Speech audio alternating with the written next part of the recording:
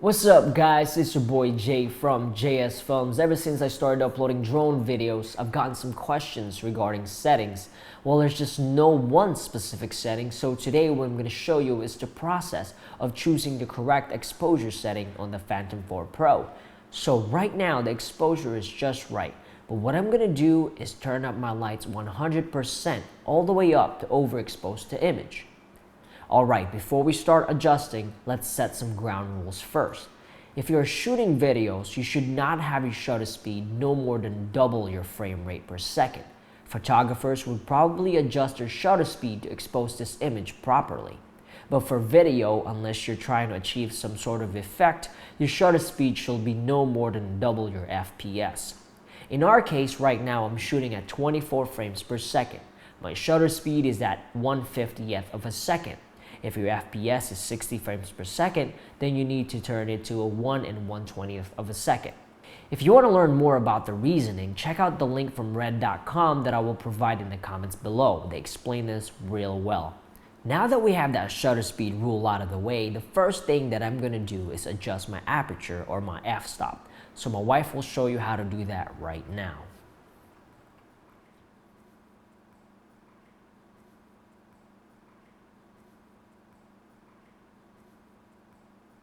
Okay, she says we're at 4.5 aperture, which looks properly exposed, but as you can see, our ISO is also at 200. But what if you don't want an ISO of 200? What if you want the cleanest image possible?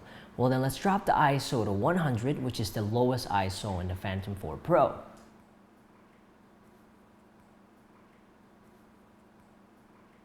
And what happened to the image from losing one stop? Of course, it gets darker.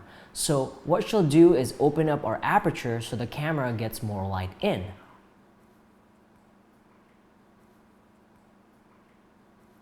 So we are now at 3.5 aperture. As you can see, we should be back to proper exposure once again. So just a recap, if you want to make the image darker, make the f-stop number bigger. However, for me, the highest I would go is 8.0. After that, you're going to start seeing some weird artifacts in color fringing.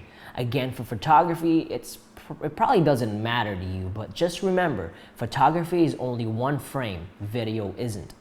If for some reason you're still getting bright images at 8.0 and it's not enough, the next step is to get a neutral density filter for your drone.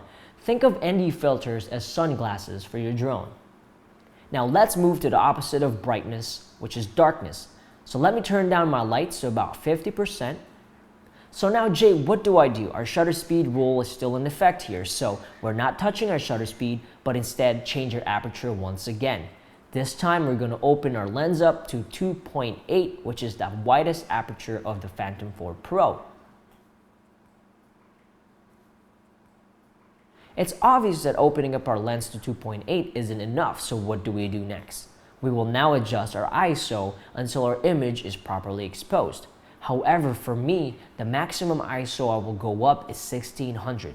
After 1600, the image noise is just not acceptable. Again, that's just my taste. You can go crazy if you want. Now, it looks like 1600 is a little bit too much, so we will drop it at 400 and see what that looks like. 400 ISO is totally cool with me since it's probably much cleaner image than 1600 because, like I said, more ISO, more noise. Now you can see the difference from before we did the adjustments and after.